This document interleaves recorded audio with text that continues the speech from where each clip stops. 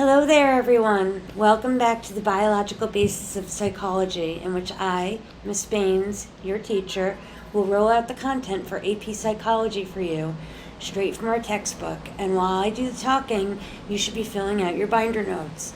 So go ahead and grab those multicolored Flair tip pens, get yourself comfy in a nice cushiony chair, and don't forget those ever important binder notes that accompany today's video, which are Unit 2, Video 7, Sleep. I'll see you on the other side.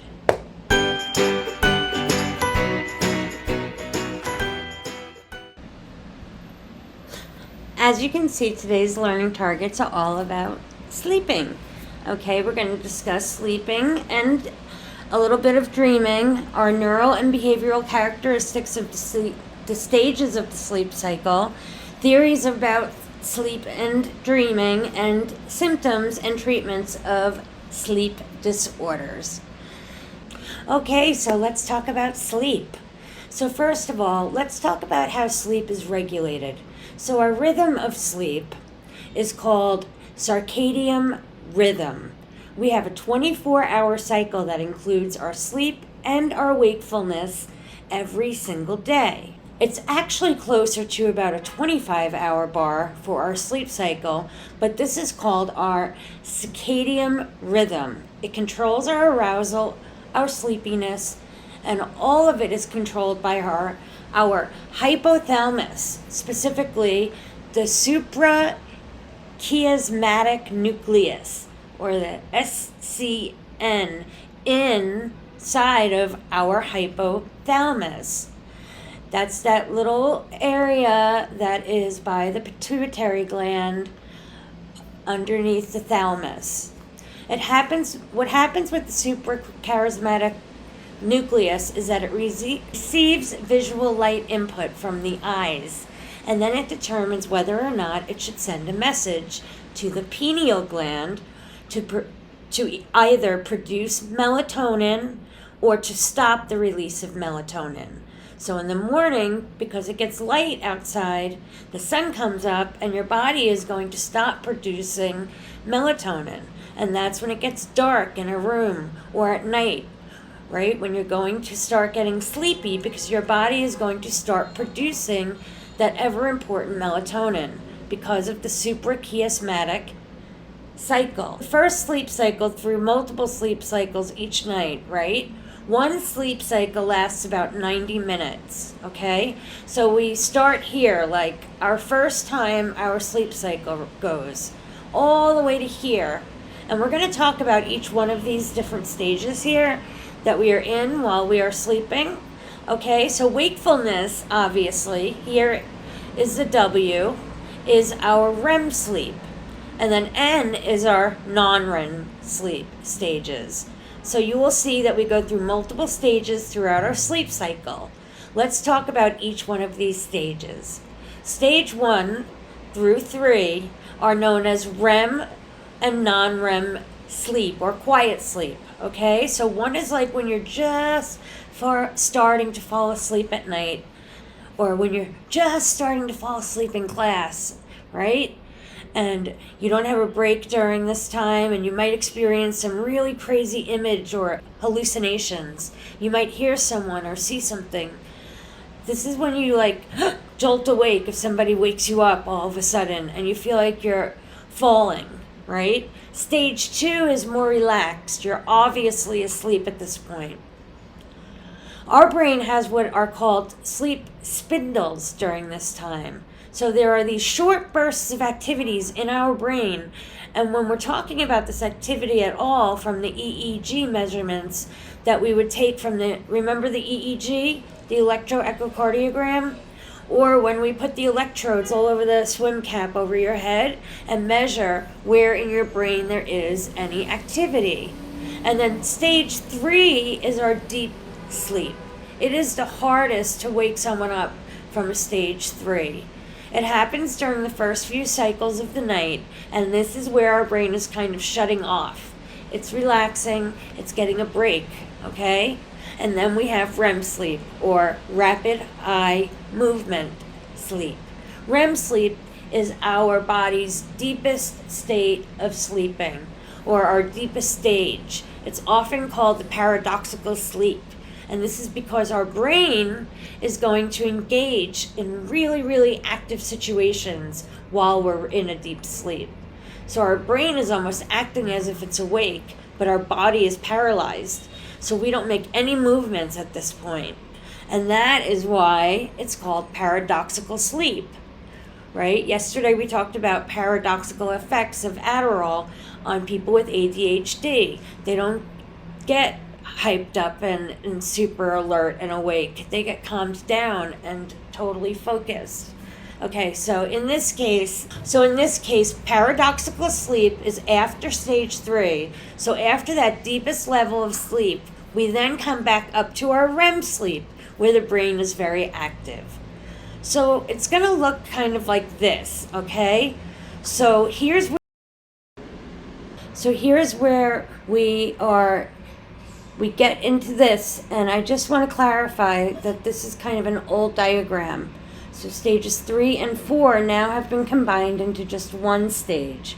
So we only have 3 non-REM stages, okay? So 1, 2, and 3 is one stage, and then 3 and 4 is stage 2. So think of this as just one big thing. This is us being awake when we fall asleep at night. We drift to stage 1, remember? We drift off to sleep, and then we go to stage 2, where we are now pretty cold, and we have those sleep spindles. And then we drift to our lowest or our deepest sleep, which is stage 3. And this lasts for quite a while. At the beginning of the night, right after we're in that deep sleep, we jump up to REM sleep, and we notice how close REM sleep is to our awake state. That is because our brain is very active. So this is showing how active our brain is right here in this image with all these zigzags here. This time of the sleep, okay? So then our cycle starts over again, and we go down back to 2. And we're going to skip stage 1 because that's like our drifting off magical moment, right? Where everything is like twilight and really magical. So the sleep stage, and then we're going to go down to our deepest level of sleep again. Then we're going to come back up to our REM sleep, and you'll notice we do briefly awaken during the night. And this is usually in the middle of REM sleep. You'll wake up during dreams usually, which is pretty common. And you'll not really remember it very well, but it's part of the sleep cycle. Waking up is pretty common. So stage 3, like we said, completely goes away at the end of our sleep time base, at the end of our night. Our stage 3 completely goes away now, and we're just in that level to sleep with those sleep spindles. And our REM sleep is more time spent with that brain activity. And then we wake up in the morning, usually refreshed from our REM sleep, because it just happens that you normally wake up from a dream.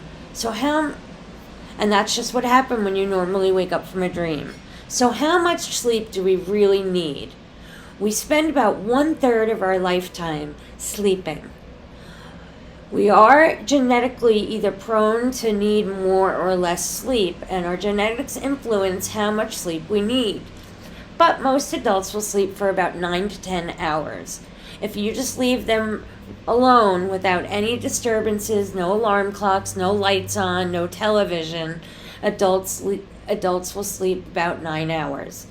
Adults need less than teenagers and children for obvious reasons, because the body is still growing. Sleep deprivation, then, is the idea that you don't get the recommended amount of sleep. It's when we need to function at a base level, okay? You can't make up sleep that you've missed. So if you only sleep for 5 hours yesterday and the recommended time is 10 hours, you can't just go ahead and sleep 15 hours and call it a day.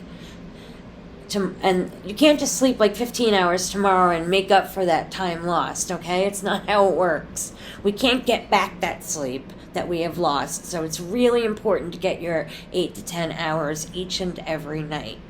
This is what happens when we are sleep deprived. We have cognitive impairment.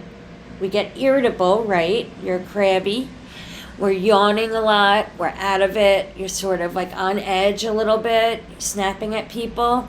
And if you're severely sleep deprived, tufic hallucinations, you'll have a higher risk of obesity. It takes you a lot longer to react to things and to make judgments, and your heart rate is kind of a variable because your body doesn't have enough energy to fully function.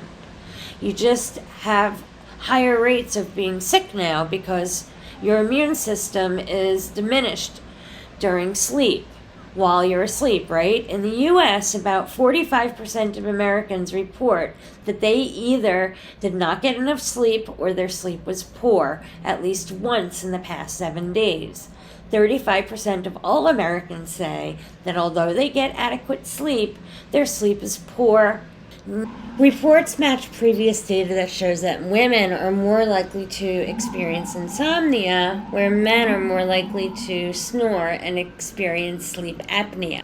Correlations exist between poor sleep quality and lower annual income and poor overall health. Napping will help you.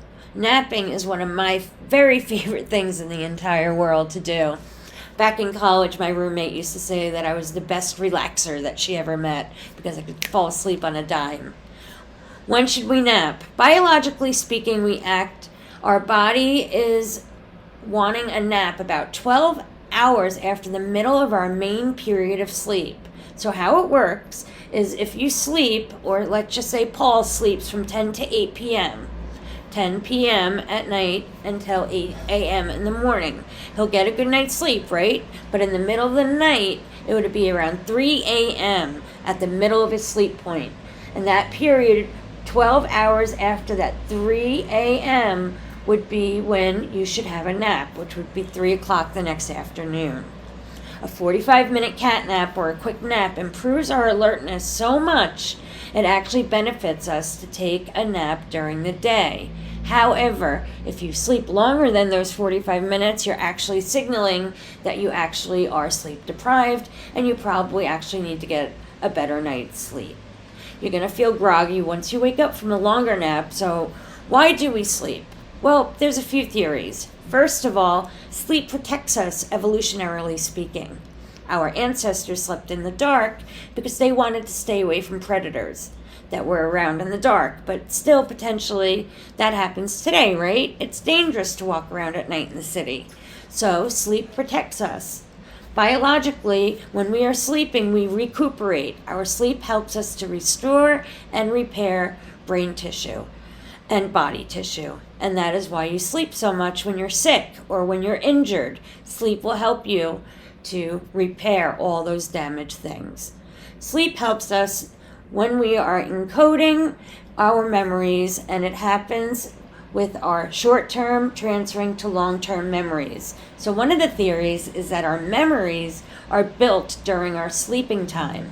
And then obviously, if we grow when we sleep, our pituitary gland is releasing that important growth hormone. And so when you get older, you sleep less because you grow less. That's why babies sleep all the time. They're constantly growing, right? They're doubling and tripling in size at the fastest pace during their entire lifetime. They are going through growth spurts and they are very tired all of the time and sleep a lot because they need that growth hormone to augment some of the disorders of sleep. Let's talk about some of the disorders of sleep. First, we have insomnia. Insomnia is a large common sleep disorder. It is when somebody has difficulty falling asleep or staying asleep once they have fallen asleep. Some of the complications are very similar to sleep deprivation because you're in a sleep deprived mode, you are lacking that ability to get a really good night's sleep. Now, narcolepsy is the opposite of insomnia. It's actually the overpowering urge to fall asleep when you're in the middle of an activity. It might happen when you're like walking down the street or when you're just standing there talking to somebody at the water cooler, right? They're called sleep attacks, and they usually last about 5 minutes or less. And the crazy part about this is that when you have a sleep attack, you're actually falling immediately into a REM sleep, okay? So the person that has this paradoxical sleep, they're paralyzed. Their body's literally paralyzed, and then their brain is still really, really active. Another sleep disorder is sleep apnea. Another very common sleep disorder, especially in people who are overweight. This is the failure to breathe when you are asleep. And people with sleep apnea are going to wake up hundreds of times during the night, right? Because the inside of their throat is pushing against where they breathe through, okay? When our body stops breathing, we'll automatically tell you by waking up, and you'll get your body back to functioning. In order to treat this, people should either lose weight because it puts pressure on your airways, or use a CPAP machine, which pushes the air into your airways so that you can get a good night's sleep without waking up dozens or hundreds of times. All right, night terrors are very common in children. This is the sudden arousal from sleep. They're usually screaming, right? The person is not fully awake when they start having these night terrors. There's just no rhyme or reason to when they get them. They just kind of wake up, and it usually isn't the very first sleep cycle of the night. It's usually around 9 p.m. when my daughter used to go to sleep at night, 9 or 10 o'clock, and she would get night terrors somewhere at around, I don't know, maybe like 12:30, 1 o'clock in the morning.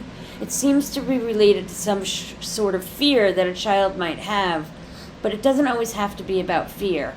It's usually that the child doesn't even remember the night terrors the next day because they don't wake up completely. Next up is sleepwalking. The technical name for sleepwalking is somnambulism. And we all know what sleepwalking looks like, right? So you're going and you're doing usually pretty routine functions, but you're absolutely 100% still asleep. Some people eat. Some people even drive their cars when they're sleepwalking. You are in your deepest level of sleep, but you're not in REM sleep. And then we have REM behavior disorder. RBD is when our brain is actually active in REM sleep, but it doesn't tell your body the message to paralyze itself. So you're acting out your dreams as if you were awake. It's pretty common in older men, but basically a person is acting out their dreams. Mostly it happens in very vivid dreams. And there is also an opposite disorder to this, where the person would be awake for the day or have a dream and their body would still be paralyzed, but they're wide awake. It's pretty scary. Usually it only lasts for a couple of minutes, but it's something that is a little bit frightening for someone to wake up and then they have these few seconds where they can't move any parts of their body. Okay? So that's all I have for you on sleep. Hopefully you got your notes today and you learned something new and you enjoyed this section of biological basis of. The next video is our last one, which is about dreaming, and it's going to be pretty short, and we'll get to that tomorrow. So have a good night, and I'll see you in class. Bye-bye now.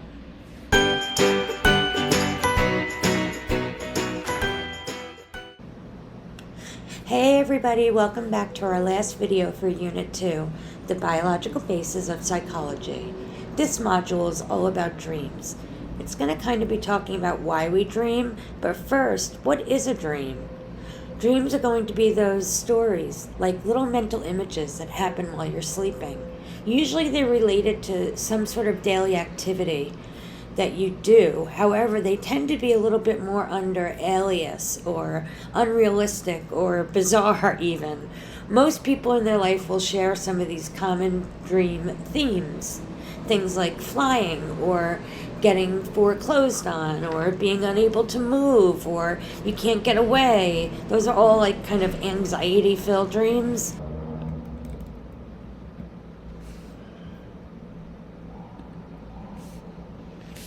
Let's talk about some common dream themes, okay? Raise your hand if you've ever dreamt of flying. Not flying in a plane, flying yourself.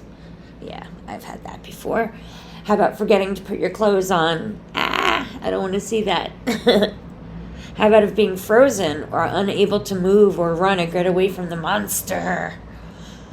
How about dreaming that someone you love has died or that somebody that you love has visited you even though they're dead and they bring you a message? That happens to me all the time. How about that you're being attacked or pursued by a villain? I have those. Falling. How about dreaming about school and studying and teachers? I always dream about wanting to please and get my favorite professor's approval. I'm like that. I can't help it. I dream about school still when I was your age, studying and studying and studying and showing up for not being ready for the test, even though I knew that I studied every single thing all night long. And of course, being smothered or unable to breathe. All of these are very common dream themes. Have you ever had a recurring dream? We're going to talk about that. That's very interesting. All right, so there are dreams like when you pass away, or someone you love dies, or someone who you love had died and now they're in your dreams, dreaming. So why do you think that at this point we have mental images going on in our minds that we call dreaming? Well, there's a few different theories. We're going to talk about it. First is by our good friend Sigmund Freud. Not the mouse, the man. Oh, that's funny, of mice and men.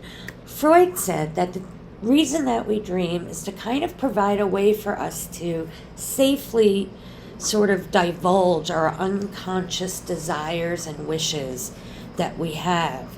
And he kind of believed that there are two parts of dreaming. The first was that the manifest content, that was the actual storyline that you could talk to someone about. So, for example, you're being chased by a bear, okay? So the manifest content is that storyline. We're running in a forest, you get chased by a bear. Then, I believe that there was this latent content as well. This is the underlying meaning of that dream. So he would say, okay, so what does the bear represent? What does the bear mean? Why are you running away from a bear? Why are you even in a forest? That is a wish fulfillment theory. So we have these unconscious desires, and the dreams are just a way for us to get it out or to get it fulfilled, right? Behind every dream, there's a wish. Okay, so usually because he's Freud, they had some sort of, I'm just going to say it, sexual undertone. But that's just right. But that's all right. For you, the next one is information processing theory. This is the one that we're trying to we're trying to sort out some of our memories or our experience that happened throughout the day. So we have all this information coming in through us during the day, and we're trying to put it into its right place in our brain, categorize it, and put it into its little filing cabinet where it belongs. Maybe trying to sort it or fix some problem that happened in the day in our mind so that tomorrow we can make it better. Why would a dream be super close to what you experienced that day? Well, the next theory is going to be the physiological function. This idea is that our dreams are allowing our brain to function while we are sleeping. So it provides us with... So remember how we said that neural pathways die if they're not used? So the idea here is our brain is just kind of firing those neural pathways randomly so that they're being used throughout the night and that they don't die, okay? That's why they say newborns need more sleep, because those neural pathways are constantly firing and being born and trying to build, and they slow down for dreams to provide us with that stimulation that we need. The next theory is the activation synthesis theory. This is that our brain is just firing at random, and that our brain is always firing, but when we're sleeping, there's no real rhyme or reason to it because we can't consciously shut down whatever thoughts pop into our head. This is why sometimes our dreams are super random, right? This is not saying that our dreams really mean anything. It's just that our dreams are kind of made up of all the random things that are happening in our brain. So all those neural pathways are firing away, and the brain is trying to make sense of it all. So it just sort of lumps it together into some kind of random storyline that's not really quite linear, and in fact doesn't even make sense half the time. And then it throws it at you, and you wake up and you're just sometimes like, wow, why is that random person in my dream? You haven't seen this person maybe in ages, or this person may have even passed away, and you're wearing two really odd outfits, right? Because those random pathways are being activated when you sleep. And then finally, we have the last one, which is cognitive development theory. This is the one that says that we dream as a part of like maturation or maturing. Basically, the idea is that our dreams can only meet where we are cognitively at in that part of our life. So if you're 6 years old, your dream cannot be that you're driving down the road as an adult. Whose our cognitive development hasn't gotten that far yet. So that's what this theory is saying, that you're trying to help develop your processing system. So it might be that you're trying to fix those social problems or those physical problems in your life, in your dreams, to try to kind of have a dress rehearsal for the real show, which is life. Trying to sort them out or figure out how to process all those dreams. And the researchers believe that we need REM sleep. We need dreams when we are sleep deprived, and then we are allowed to sleep again. We actually have increased levels of REM when we are dreaming. Okay, sleep. So what that means is our brain really needs to dream. It needs to have REM sleep. The reason why the dreams are even happening in the first place are those mental images are happening where all of these theories come in. But everyone believes that our brain needs that REM sleep. And the evidence is that when we are sleep deprived and we go back to sleep after having been woken up for some reason, when we go back to sleep again, now we have this REM reba.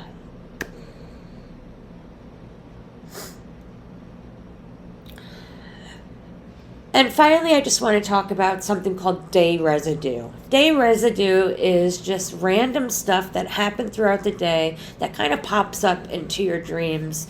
And a lot of people believe that that's kind of why we have pictures of random people or people that we don't even want to be thinking about that pop into our dream.